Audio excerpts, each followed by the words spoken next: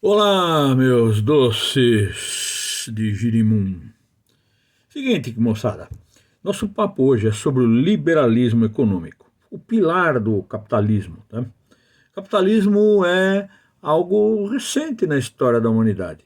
A humanidade sempre, ao longo de milhares de anos, trabalhou com o escambo, com a troca, com o mercantilismo, um bom período também de metalismo, mas com o advento da burguesia, vai sendo criado um sistema em que o capital é acumulado, e em especial depois, ou durante, melhor dizendo, a primeira parte da Revolução Industrial, o dinheiro das empresas, dos capitalistas, que eram donos dos meios de produção e donos das fábricas, das indústrias, os bens e meios de produção, fábricas, ferramentas, essa gente começa a se capitalizar. Por quê? Porque a produção cresce, eles ganham muito dinheiro, exploram a mão de obra e, consequentemente, enriquecem. Daí começa a se caracterizar bem a definição de capitalismo. Capital, a grana vai se acumulando, e esse acúmulo de capital favorece novos investimentos, favorece o crescimento, e quanto mais se tem, mais se ganha. E dentro desse conceito vão surgir pensadores que são inovadores, principalmente ingleses. Esses caras vão trazer, os franceses também, mas os ingleses bem mais. Claro, a Revolução Industrial é essencialmente, inicialmente, na Inglaterra, então eles começam a pensar. Tem alguns nomes que você não pode esquecer, tá? O Adam Smith, que é o pai dessa política econômica, ou economia política, melhor falando, tá? Tem o Davi Ricardo, tem o James Mill, tem o John Stuart Mill. Esses pensadores da economia, pais dos economistas, eles tinham a ideia liberalista, diferente daquele regime antigo em que a concentração de poder do absolutismo e da burguesia, que eram aliados, davam um poder de, vamos dizer, de domínio, claro, né, dessa grana, da maneira como investi-la. E com a ideia desses homens, vai se quebrar essa ideia de que o preço deveria ser regulado pelo Estado, pelos absolutistas, essa ideia do mercantilismo, né? Eles regiam o preço da mercadoria. Não importa o que fosse que se mercadejasse, que se fizesse comércio, quem estabelecia o preço eram os mercadores, eram os absolutistas, que eram donos de navios, mercadores também que iniciam com essa atividade que vai aos poucos se transformar numa acumulação de capital, e depois, na Revolução Industrial, vai tomar uma nova feição. E precisava criar nova teoria. Não dava para deixar o preço ou os preços ficarem sob comando, sob controle dos mercadores. À medida que a produção aumentava, e depois virar um regime de produtividade que potencializa a produção, precisava deixar livre a questão do preço. Mas livre como? É a lei da mão invisível do mercado. É a lei da oferta e da procura. Ou seja, se tem muita mercadoria, o preço cai. Se está faltando, o preço sobe. Essa lei chamada lei da mão invisível, também floresceu na França e recebeu um nome francês: laissez-faire, laissez-passer, laissez-aller. Deixa fazer, deixa passar, né? Deixa andar, deixa seguir o barco. Se há um progresso material para os capitalistas, esse progresso traz benefícios além do consumo e da busca pelo consumo, consumismo, também para quem consome, também para quem trabalha. Portanto, laissez-faire, laissez-passer, laissez-aller, deixa fazer, deixa passar, pagando imposto, está ótimo. Claro, os impostos mantinham a máquina governamental funcionando. Mas esses pensadores dizem, olha, a função do governo não é regular preço. A função do governo é preservar a paz, a segurança, a propriedade privada e deixar os empresários faturarem, porque o imposto vai vir de qualquer forma. Então deixa a mão invisível do mercado regular isso. Isso é uma teoria e ela foi sendo aprimorada pelo Ricardo, pelo Adam Smith que começou, pelo James Mill e Stuart Mill também, a se pensar que se o sistema, se o capitalismo, se a Revolução Industrial trazia bem-estar social e trazia, consequentemente, bem-estar para o indivíduo, seria aos poucos estabelecido um estado de bem-estar social, que, embora primariamente coletivo, também beneficiaria os indivíduos. É bom isso? Claro que é bom. Tem defeitos? Ou se tem defeitos, tá? E, na verdade, o governo ia perder aquele nome que a gente não pode esquecer muito, que é o intervencionismo. O mercantilismo ia perder, perdão, Covid. O mercantilismo ia perder seu espaço. O metalismo, o intervencionismo, perderia espaço para o liberalismo econômico. Perderia espaço para o liberalismo em si. Vou espirrar de novo.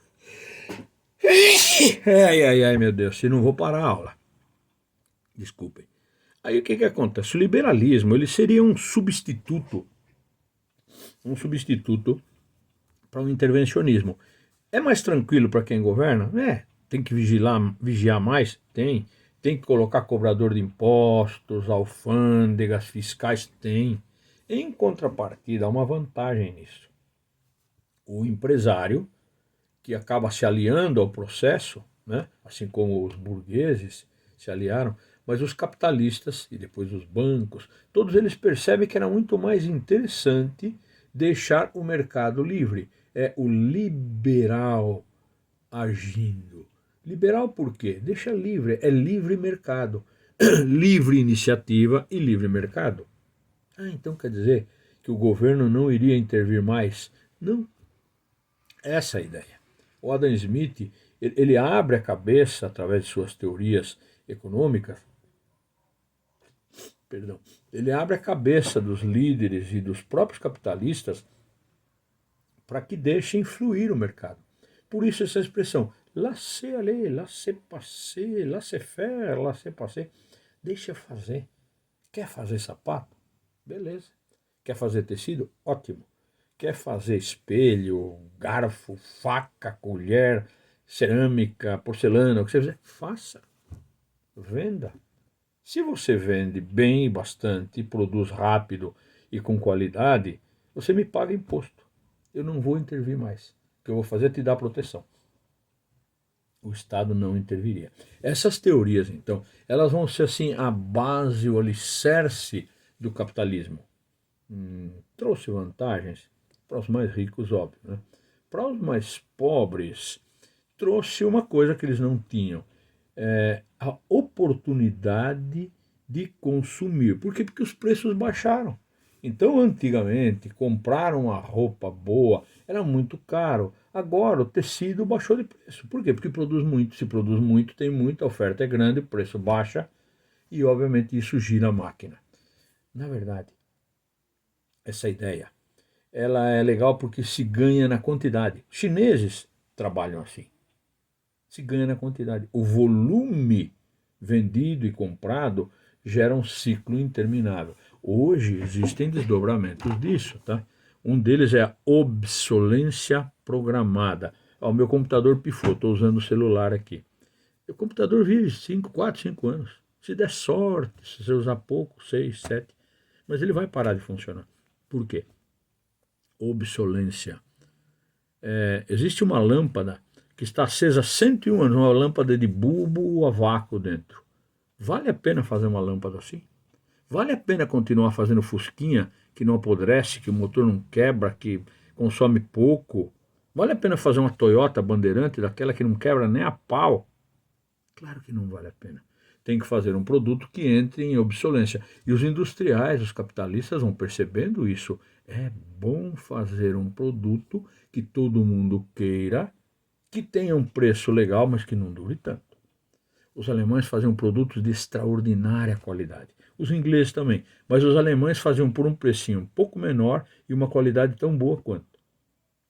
Bom, com isso vai acontecer o fim do mercantilismo. Mas eles não tinham que mercadejar, não tinham que comercializar, tinham, sem interferência. A oferta e a procura. Isso cria giro. Foi um negócio legal? Foi. O papel do governo, então, em cada país era simplesmente preservar a paz. Porém, contudo, entretanto, todavia, precisavam ter alguns controles. Por exemplo, controle do salário. Não pode liberar, não. Não pode deixar o sindicato mandar, porque senão começa a ter greve e tal. Então, essa ideia de um Estado não interventor era também uma forma de deixar fluir, mas ao mesmo tempo segurar a rédea. E até em caso de crise, o governo não deveria intervir. Tá? Com o passar do tempo, vai rolar uma necessidade de novos mercados, porque se produziu tanto que ninguém precisava comprar mais no volume que a vontade ditava. Ah, eu quero ter uma camisa. Não, eu já tenho uma camisa. Então você precisa encontrar novos mercados. Então para quem que eu vou vender? Vou vender para os países vizinhos, vou vender para ex-colônias e colônias, para a América Latina, para a Ásia, para a África, e aproveitar também as riquezas que lá existem. Isso vai gerar um crescimento dos tentáculos, em especial da Inglaterra. É como se fosse um grande polvo controlador. A Inglaterra chegou a receber o nome de o país onde o sol nunca se põe, o império onde o sol nunca se põe. Império, você sabe, né? Que é quando um país, um povo, um rei, controla, o mesmo presidente, se for um regime republicano, diversos territórios de línguas diferentes, localizações geográficas diferentes.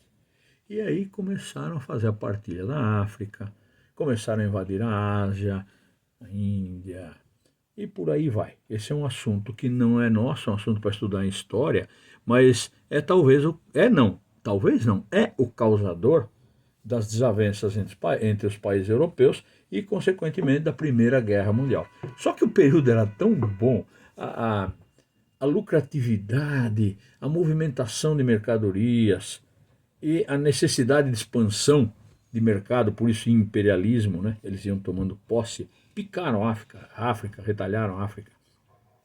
Esse movimento todo que iria resultar depois na Primeira Guerra Mundial trazia junto com ele uma novidade que não existia também. O crescimento foi tão grande que se expandia de uma maneira que os banqueiros começaram a falar: pá, esse negócio é bom, vamos entrar junto com os industriais. Então vão ocorrer fusões na segunda etapa da Revolução Industrial, porque a explosão tecnológica foi enorme, ferrovias, motor explosão, enfim.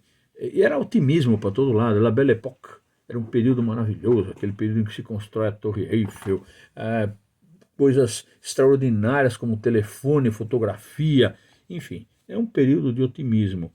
Surgem, portanto, grandes monopólios, fusões de grandes empresas com bancos. E onde nós vamos fazer? Porque aqui já tem ferrovia, aqui já tem indústria, vamos fazer nos outros. Vamos levar a eletricidade lá, vamos levar a ferrovia lá. Eles serão nossos clientes, serão nossos cativos.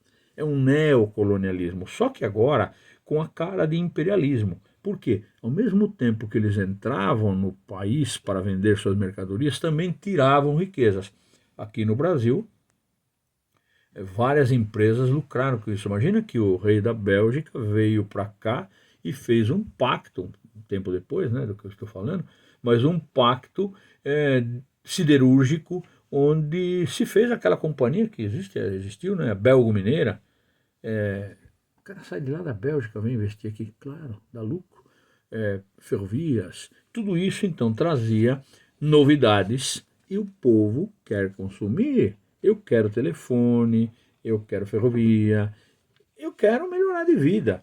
Isso então vai gerar um acúmulo de riquezas cada vez maior.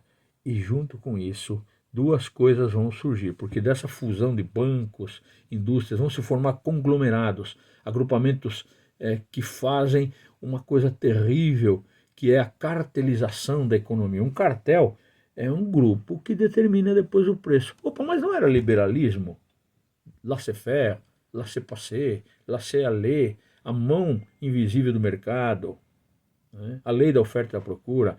Mas se a gente combinar que o preço é esse, quem produz somos nós vamos criar um cartel, um grupo que domina isso. Um outro desdobramento, meio que voltando atrás nas instruções liberais do Adam Smith, do David Ricardo e outros. Isso vai gerar uma coisa também chamada trust. O trust acaba com concorrência. Por quê? Porque como eles se unem, eles são todos parceiros. Os postos de gasolina fazem isso, né? Eles combinam o preço que vai ser colocado na gasolina.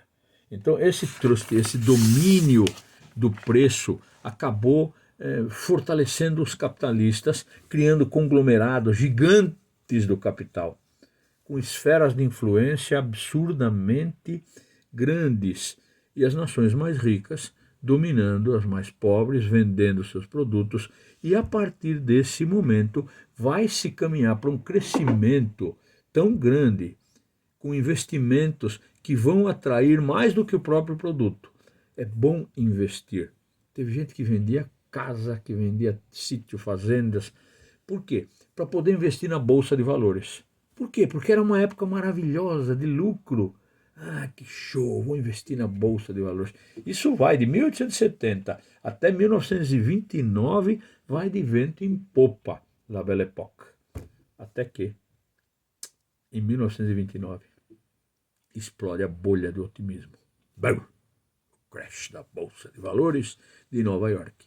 E aí nós vamos ter que entender os desdobramentos de tudo isso, e o que vai levar de influência lá para frente, em 1939, 10 anos depois, para a conflagração da Segunda Guerra Mundial, que é uma continuidade da primeira, que tem sua origem também no imperialismo, na partilha dos países, na briga entre eles para pegar mercados. Portanto, ia ser preciso fazer um planejamento capitalista. Durante esse período, nós precisamos entender que de 1870 até 1929, desenvolveu-se então uma nova mentalidade capitalista, com um fluxo de capitais cada vez maiores, não só das grandes corporações, mas de particulares. Então a pessoa investia para obter lucros, mas não trabalhava. Era venda e compra de papéis, títulos, ações, que foram e são ainda a base das bolsas de valores, Nova York, Nasdaq, Tóquio. Mas isso nós vamos deixar para a próxima aula, tá? Nós vamos falar na próxima aula sobre o planejamento capitalista, desenvolvimento e qualidade de vida e o Brasil nesse contexto. Um beijo, nos vemos depois.